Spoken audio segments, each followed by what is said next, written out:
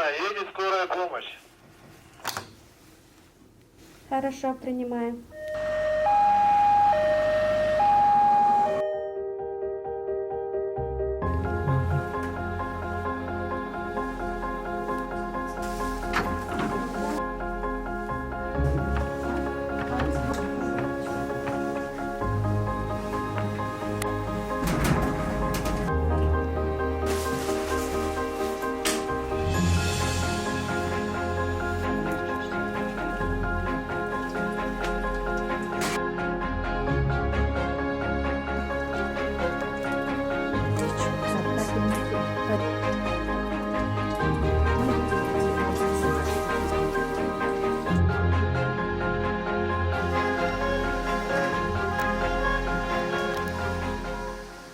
Целую.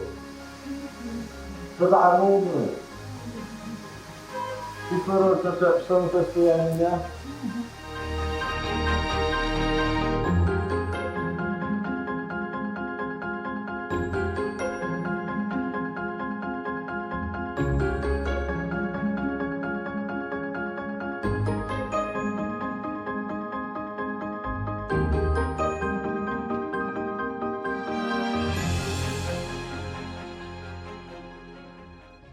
Начало 2020 года, молниеносное распространение коронавируса, весь мир в хаосе. Врачи оказались в самом эпицентре пандемии. Расскажите, пожалуйста, что же на самом деле происходило в красной зоне? Какая была нагрузка и темп работы? Очень тяжелым был для нас всех 2020 год. Как только началась пандемия, объявили о том, что все люди должны находиться на самоизоляции. Естественно, первым делом вся нагрузка пала на врачей, потому что мы должны были стоять в обороне. И не было такого, что мы даже задумывались о том, будем мы или нет. Мы все решили, что мы должны встать на защиту здоровья наших людей. Поэтому первым делом мы прошли повышение квалификации по сердечно-легочной реанимации, потому что, находясь в красной зоне, мы должны были очень быстро реагировать и оказывать первую помощь. Как только я попала в красную зону, это прям очень сильно все навалилось. Было очень тяжело, конечно. Когда ты один заходишь и видишь столько больных людей, которые просто нуждаются в тебе, которые ты одет в этот костюм, они не знают, не видят твоего лица и просят у тебя помощи.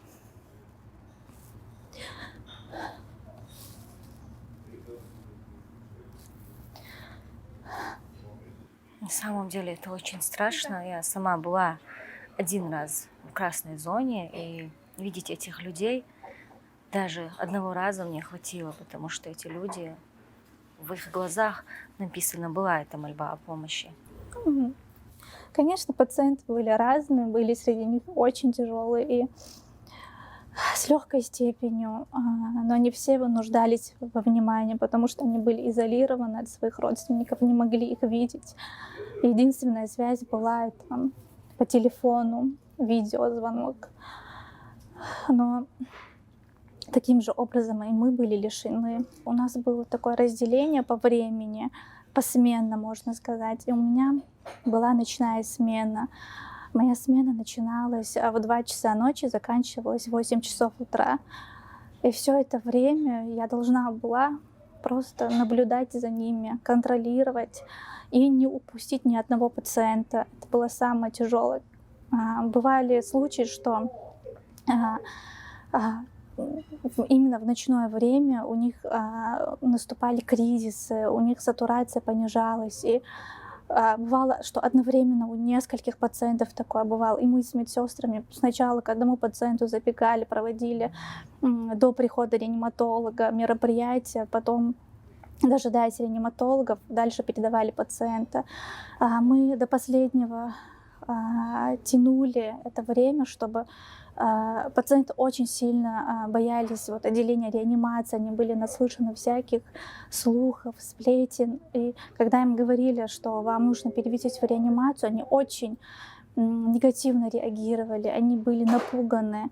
И ты в первую очередь выступал как психолог, ты должен был их успокоить, разделить с ними эту их боль.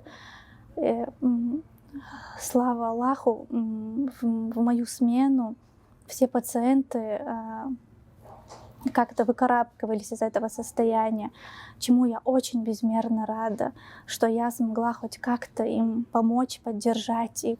До сих пор мои пациенты со мной на связи, они многие мне звонят, пишут. Сколько часов вы находились в этом костюме? В разных медучреждениях разное количество часов было. Некоторые по 8 часов находились, а некоторые бывали по 12 часов находились. Это, тем более в летнее время, это очень тяжело было. И пациенты пугались, видя врача, медсестер вот в такой форме. Я очень благодарна нашему руководству, которое предоставило нам все меры защиты. Если бы не было этого, не знаю, как бы мы с этим справились. Я 2 раза находилась в красной зоне. В первый раз в инфекционной больнице на Окружной. И там после того, как заканчивалась наша смена, нас отвозили в отель Тинала. И там для нас были предоставлены все условия, хороший номер, питание полноценное. Мы ни в чем не нуждались. Единственное, от чего мы были ограничены, это наши родственники. 2 недели мы сначала находились в красной зоне, естественно, находились в отеле. После этого еще 2 недели мы должны были находиться в изоляции, сдавали тест на COVID. Если 2 раза приходил отрицательный ответ, только в этом случае мы могли отправиться домой. Но это все, конечно, было для защиты наших близких, чтобы мы не являлись переносчиками данного заболевания. COVID-19 унес жизнь тысячи людей во всем мире. В нашей республике сколько врачей погибло из-за этой инфекции? На сегодняшний день количество умерших врачей составляет 27 человек. Из них очень много известных врачей, врачей, которые, можно сказать, всегда первыми приходили на помощь, всегда при любых обстоятельствах отвечали на звонки пациентов, всегда были с ними на связи и всегда являлись нашими, как сказать, помощниками. Мы могли к ним обращаться за помощью, за советом. Это лично я знала Муцурова Хизри Сайдиевич. Это замечательный золотой человек. Также Киндаров Заур Баронович. К сожалению, они скоропостижно скончались. Это все попало вот на этот период. Они были лучшими. Среди них очень много остальных врачей. Я всех назвать вам не смогу, но это 2 врача, непосредственно которых знала я. Муцуров Хизри всегда был с пациентами, никогда у него не было личного времени. Семья у него, конечно, была на первом месте, но было еще одно первое место — это больные. Он постоянно, забывая о своем здоровье, о себе, всегда был на связи с пациентами. В это тяжелое время он всегда приходил на помощь больным, оперировал. И это, видимо, сказалось на его здоровье. Поэтому, к сожалению, он не смог выкарабкаться. Да,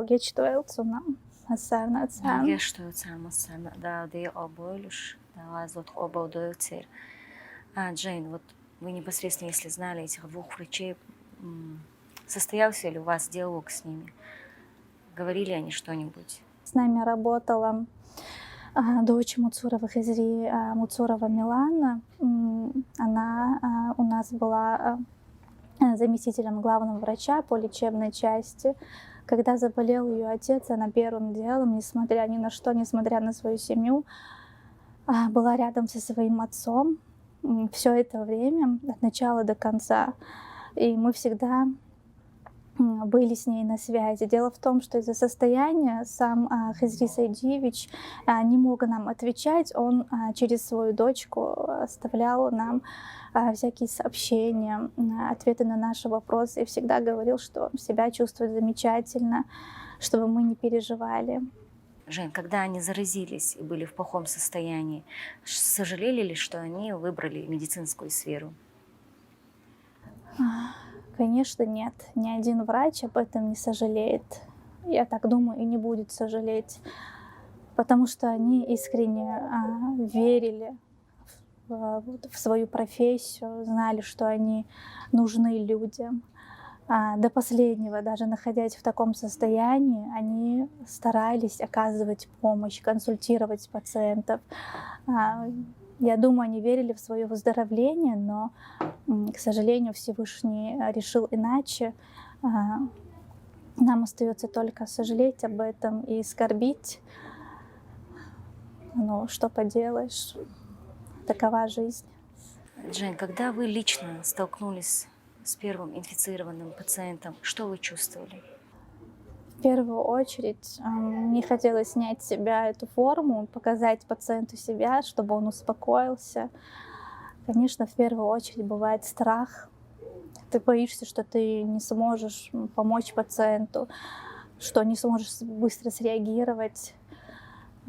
Но, к счастью, я считаю, что я смогла хоть как-то оказать помощь, быть полезной пациентам с COVID-19.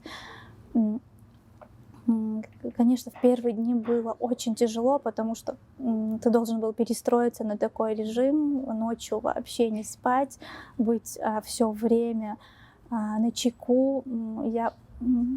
Как только наступала моя смена, как только я заходила в данное отделение, в первую очередь я делала обход. Хотя многие пациенты в это время спали, я все равно подходила, слушала, дышат они или нет. И у меня на душе появлялся такой покой, когда они просто так очень спокойно спали, дышали. Это была большая награда для меня на тот момент. Но наравне с ними были и несколько очень тяжелых пациентов. Одного я до сих пор помню.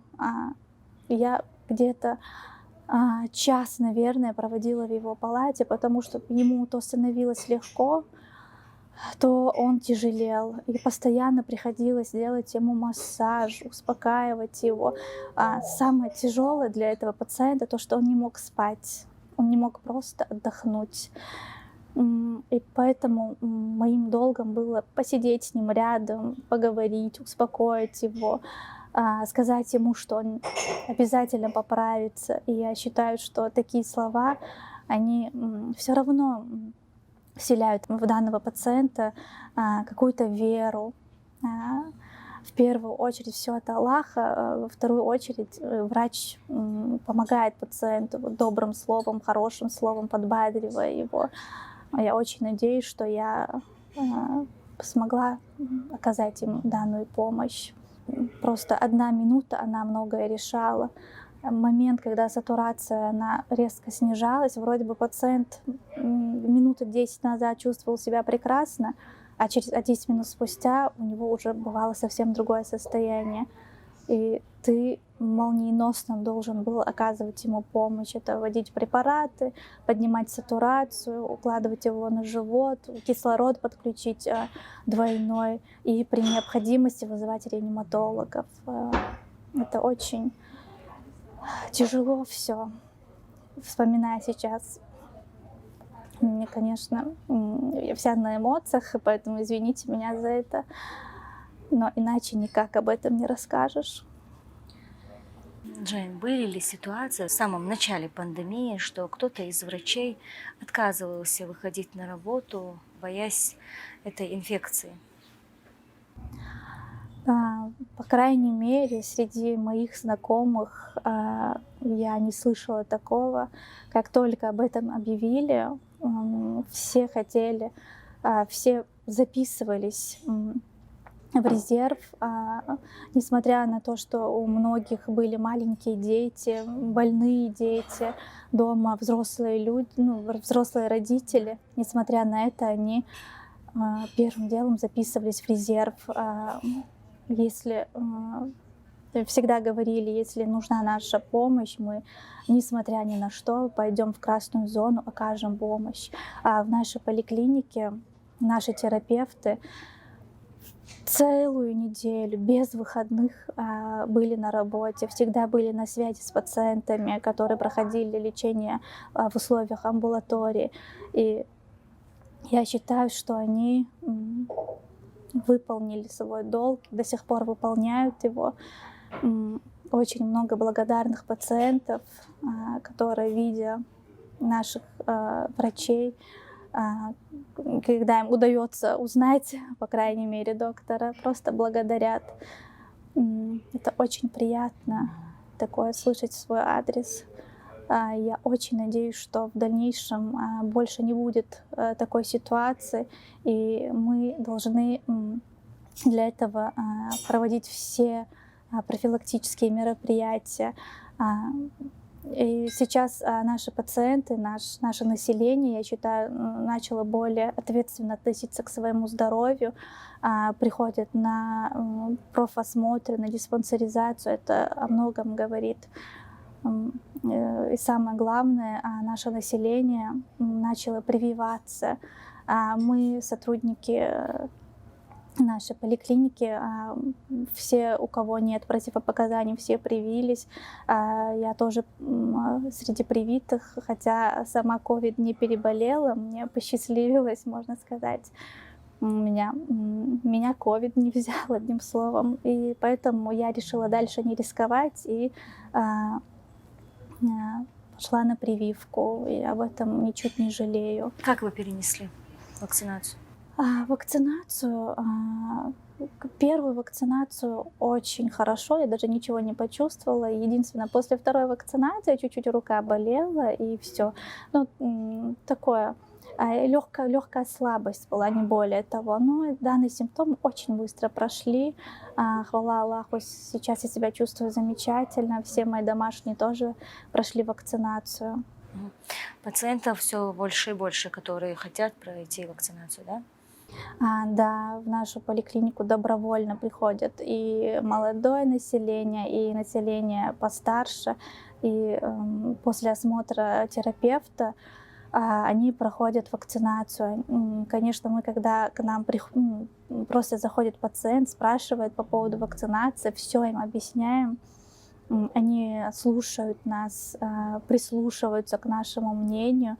И, естественно, если нет никаких противопоказаний, проходят вакцинацию. Я хотела бы сказать нашему молодому и взрослому поколению, чтобы они никогда не забывали то, через что мы прошли. Я могу сказать, исходя из того, что видела я, это очень страшная картина. Не дай Аллах никому этого увидеть. Когда человек не может дышать, когда он нуждается в кислороде, в посторонней помощи, это очень тяжело. И смотреть на это, и пройти через это. Поэтому, пожалуйста, не забывайте, каким был тяжелым для нас 2020 год.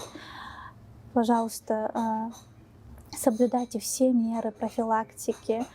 Если есть малейшие симптомы, обращайтесь к врачу, не откладывайте это на потом.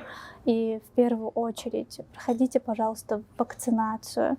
Не нужно этого бояться. Приходите на прием к врачу, он вам все расскажет, на все ваши вопросы ответит. Поэтому самое главное, всегда консультируйтесь с врачом. Мы всегда придем к вам на помощь, ответим на все ваши вопросы. Хотелось бы сказать всем родственникам погибших врачей, дал гечтуэлцам, дал собор уэл. Очень жаль, что наша республика потеряла таких достойных врачей. Аминь. Дал гечтуэлцам. Пусть Аллах смилостивится над ними. Аминь. Благодаря слаженной работе руководством республики Сегодня Чеченская Республика является одной из первых, где был снят масочный режим.